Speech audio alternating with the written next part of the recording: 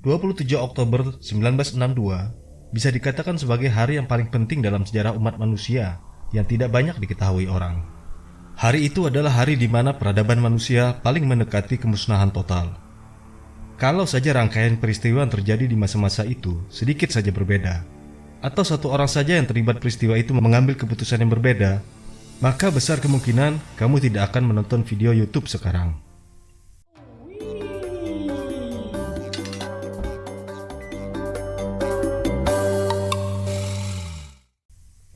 Rangkaian peristiwa yang hampir memusnahkan peradaban manusia itu dimulai dengan peristiwa 3 tahun sebelumnya, yaitu pada tahun 1959. Pada tahun itu terjadi peristiwa kudeta di Kuba, di mana penguasa sebelumnya, Kolonel Fulgencio Batista yang didukung oleh Amerika Serikat, berhasil digulingkan melalui revolusi bersenjata oleh Partai Marxis Komunis yang dipimpin oleh Fidel Castro. Kuba menjadi negara pertama di belahan dunia barat yang terang-terangan mendukung blok timur yang dikomandoi oleh Uni Soviet. Kuba sendiri cuma berjarak kurang dari 170 km dari daratan Amerika Serikat. Hal ini tidak dapat diterima oleh Amerika Serikat waktu itu. Mereka pun melakukan berbagai cara untuk menyingkirkan Fidel Castro, mulai dari meracuni makanannya sampai mensponsori para pemberontak. Tapi semua usaha itu gagal. Upaya-upaya yang dilakukan Amerika itu, terutama invasi yang dilakukan oleh kaum pemberontak di Teluk Babi, membuat Castro yakin kalau Amerika akan coba melakukan serangan dengan skala besar untuk menginvasi Kuba di masa yang akan datang. Castro pun semakin mendekat kepada Uni Soviet. Sementara itu, Uni Soviet sendiri tidak hanya khawatir soal kemungkinan serangan Amerika ke Kuba. Mereka sendiri khawatir karena Amerika baru saja mengirimkan misil nuklirnya ke Italia, dan terutama yang dikirimkan ke Turki, lokasi di mana misil-misil ini dapat mencapai daratan Uni Soviet bila diluncurkan. Selain itu, Amerika masih memiliki 170 unit misil nuklir antar benua atau ICBM di negerinya sendiri yang bisa mencapai area manapun di Uni Soviet. Sedangkan Uni Soviet cuma memiliki kurang lebih 50 buah ICBM dengan akurasi yang tidak bisa diandalkan. Namun demikian, mereka juga memiliki 500-an misil nuklir berdaya jangkau menengah. Bagi Uni Soviet, pilihannya jelas. Untuk menyeimbangkan kekuatan dan kemampuan serang terhadap Amerika, mereka memutuskan menempatkan misil-misil nuklir jarak menengah mereka di sekutu baru mereka, Kuba. Dari sini misil-misil ini bisa menjangkau seluruh wilayah Amerika. Dimulai dari bulan September 1962, misi rahasia pengiriman misil ke Kuba mulai dilakukan.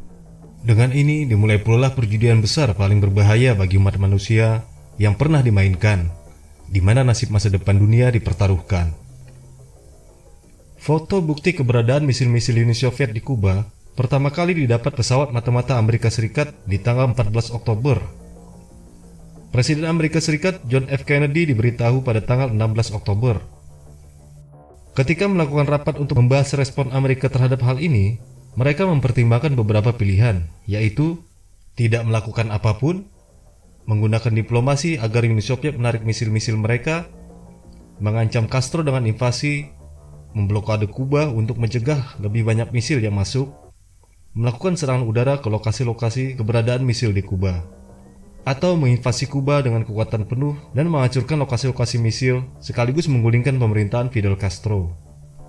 Seluruh staf kepala gabungan yang menghadiri rapat tersebut bersuara bulat dengan pilihan menginvasi Kuba. Cuman Presiden Kennedy saja yang tidak setuju.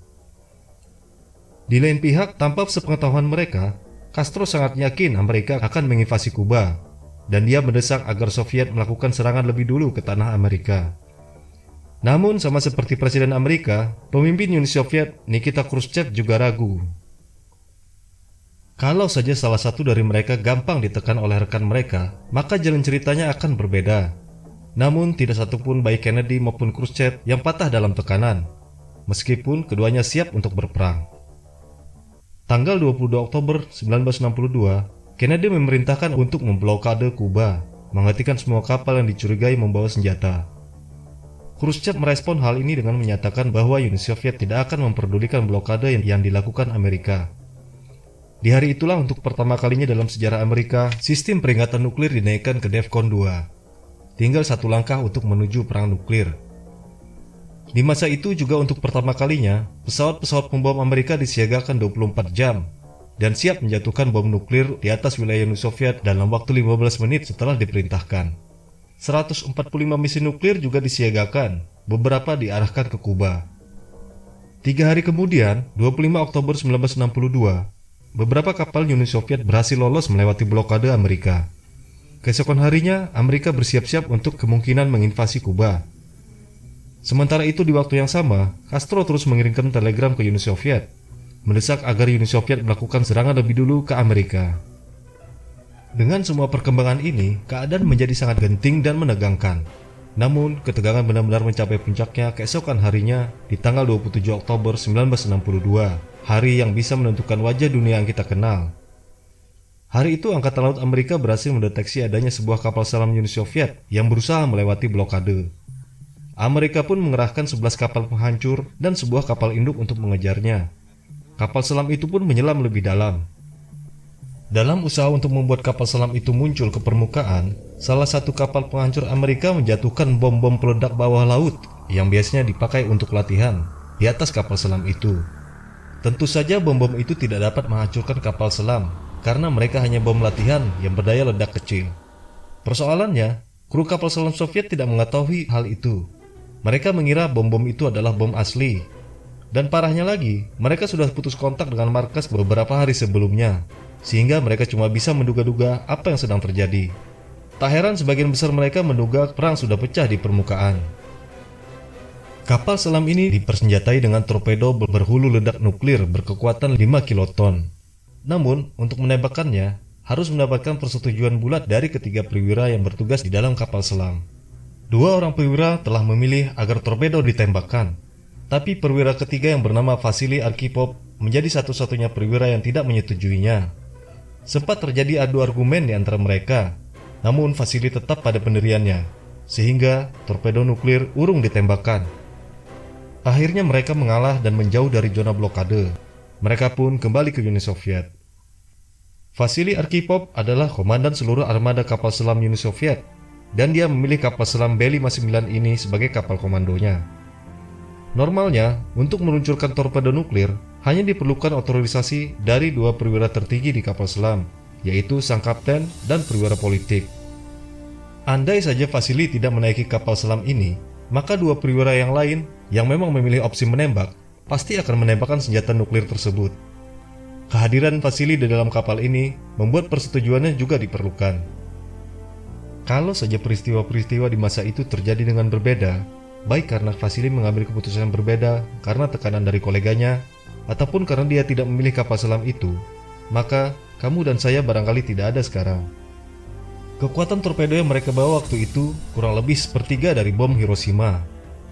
Kalau saja torpedo itu mereka tembakan, besar kemungkinan akan menewaskan ribuan pelaut Amerika dan menghancurkan seluruh armada angkatan laut yang ada di sana, termasuk kapal induk. Dan dengan situasi yang sangat genting dan menegangkan pada saat itu, hampir bisa dipastikan Amerika akan membalasnya dengan menembakkan nuklir mereka ke Kuba atau bahkan ke Uni Soviet, yang pastinya akan memicu serangan nuklir balasan dari Uni Soviet ke Amerika Serikat, dan akan berujung pada skenario terburuk, yaitu perang nuklir habis-habisan, yang hasil akhirnya adalah kehancuran total dan atmosfer yang tercemar dengan partikel radioaktif yang mengancam kelangsungan hidup semua makhluk hidup di muka bumi. Pendeknya, itu akan menjadi sebuah bencana global. Jadi, ingatlah untuk berterima kasih kepada Vasily Arkhipov yang diam-diam telah menyelamatkan kita dan bumi kita dari kehancuran 50 tahun yang lalu.